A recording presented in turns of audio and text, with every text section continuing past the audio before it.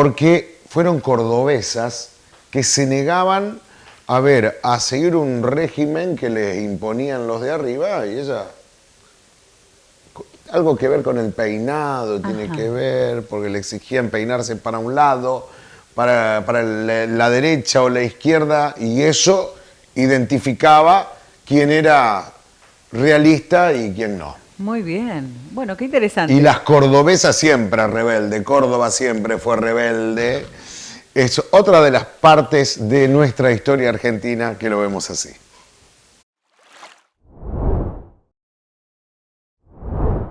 Muy bien, y estamos entonces en una columna más de Argentinos sin domesticar. Y como siempre, muy contentos de tener esta oportunidad de trasladar, de transmitir narraciones, relatos acerca de la historia argentina, de lo que nosotros llamamos el lado B.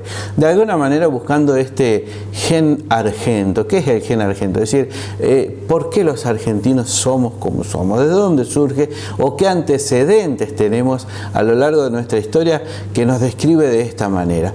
Y fíjense que leyendo distintos libros y buscando información, aparecen historias de los más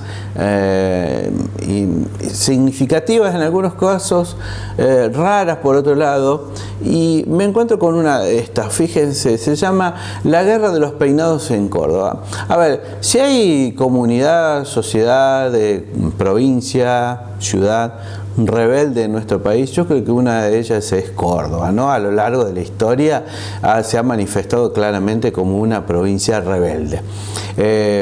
No por estos tiempos lo digo solamente, sino don Luis Landricina, con ese humor tan característico, decía que el primer gran rebelde que tuvo Córdoba era el mismísimo fundador de la ciudad de Córdoba, don Jerónimo Luis de Cabrera, porque el rey de España le había ordenado no fundar una nueva ciudad al sur de lo que ya estaba fundado, que era justamente Santiago del Estero, Tucumán, Salta y Jujuy. Y bueno, y el andaluz no le hizo caso y fue rebelde y fue y fundó una ciudad, ¿no? La ciudad de Córdoba. Después tenemos el Cordobazo de la década del 60, la Revolución Libertadora del 55 que derroca al gobierno de Perón, la reforma universitaria al principio del siglo XX, que fue justamente uno de los máximos hitos de la rebelión universitaria, que modificó las estructuras universitarias no solo de la Universidad Nacional de Córdoba, sino de las altas casas de estudio de toda América. Bueno, ¿qué tiene que ver todo esto con nuestro relato? La Guerra de los Peinados, un hecho raro, pero que marca claramente este rasgo distintivo de los cordobeses. Contexto, declaración de independencia, 1816, Tucumán, proceso de la Guerra de Independencia, San Martín preparando su ejército libertador allá en el Plumerillo, en Mendoza, y acá en Córdoba el gobernador Díaz se le ocurre acentuar claramente los principios revolucionarios de los cordobeses y dicta un bando. ¿Qué era un bando? Una disposición tipo ordenanza, lo que son las ordenanzas municipales hoy en día. Un bando, una orden que el gobernador decía y con fuerza de ley está permitido hacer esto o no está permitido hacer aquello. Entonces la revolución, la declaración de independencia llega a involucrarse hasta en los estilos con los cuales se podía presentar una persona. Es decir, llegó hasta la peluquería, concretamente. Y el bando decía que un patriota debía estar peinado correctamente y un patriota se peinaba con el pelo tirado a la izquierda, no hacia la derecha como lo hacían tradicionalmente los españoles monárquicos. Por lo tanto, quien era un patriota debía manifestarse de esta manera y si no iba a ser multado. Si llevaba el pelo tirado a la derecha, era contrario a la revolución y iba a ser multado. Al menos se quedó ahí, ¿no? Iba a ser simplemente multado.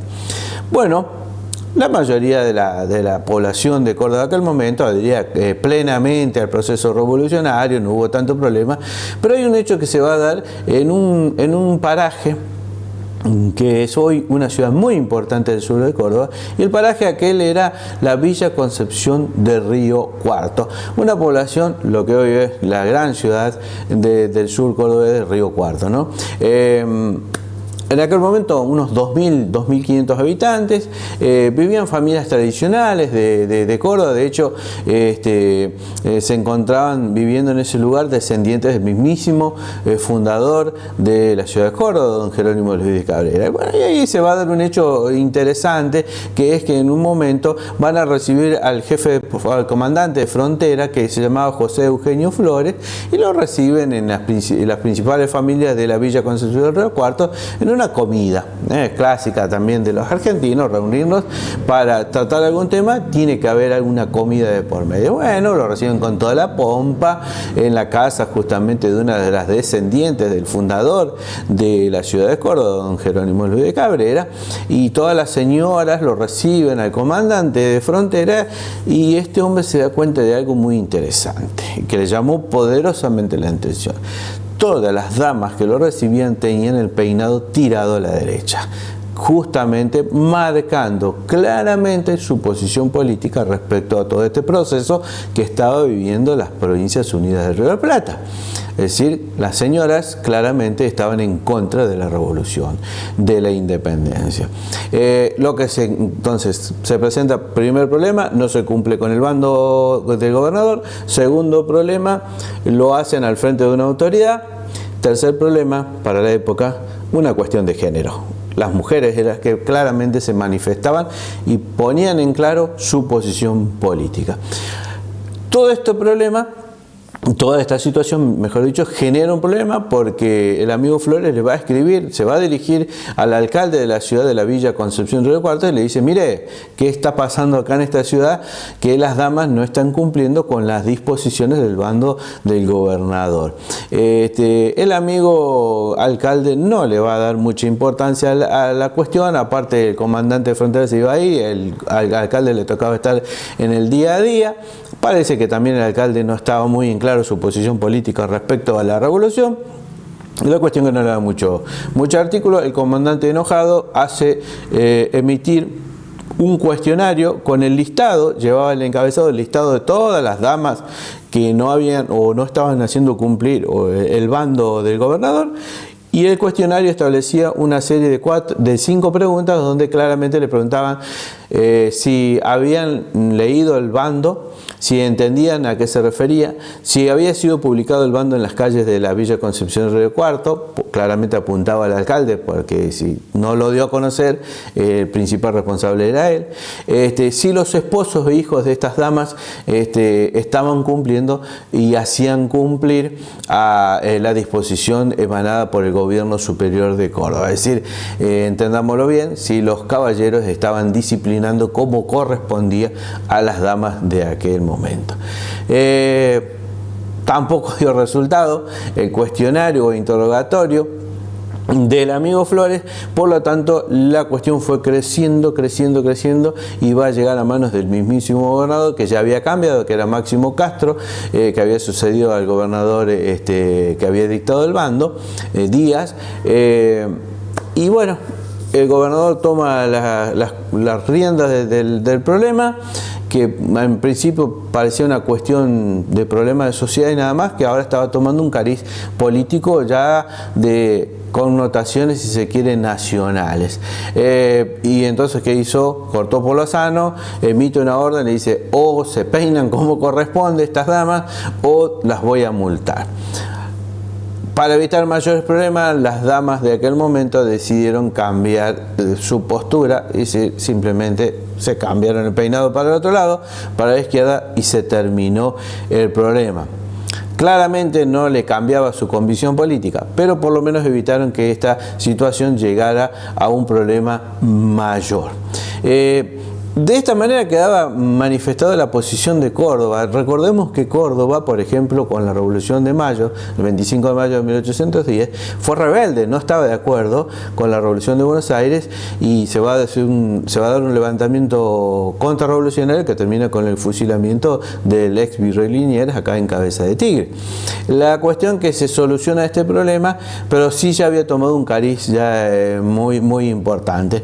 Y para cerrar el relato, fíjense si esto podía haber sido tan importante o menos importante, pero la cuestión, me refiero al bando que decía peinado hacia la izquierda o peinado hacia la derecha, que cuando una vez le preguntaron a uno de los ayudantes del general San Martín cómo describiría físicamente San Martín, este hombre dice, bueno, era un hombre alto, delgado, cabeza más vale pequeña, las orejas pegadas al cráneo, una nariz pronunciada, pelo corto y tirado a la izquierda.